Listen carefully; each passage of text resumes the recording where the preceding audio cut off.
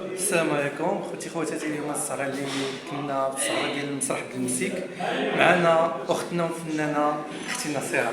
هاي بارك الله معاكم. عليكم.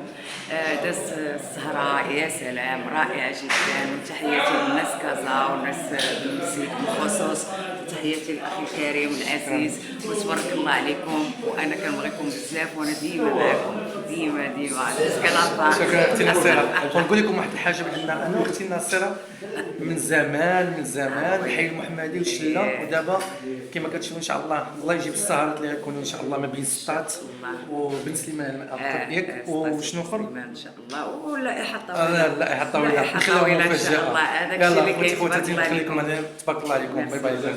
باي باي.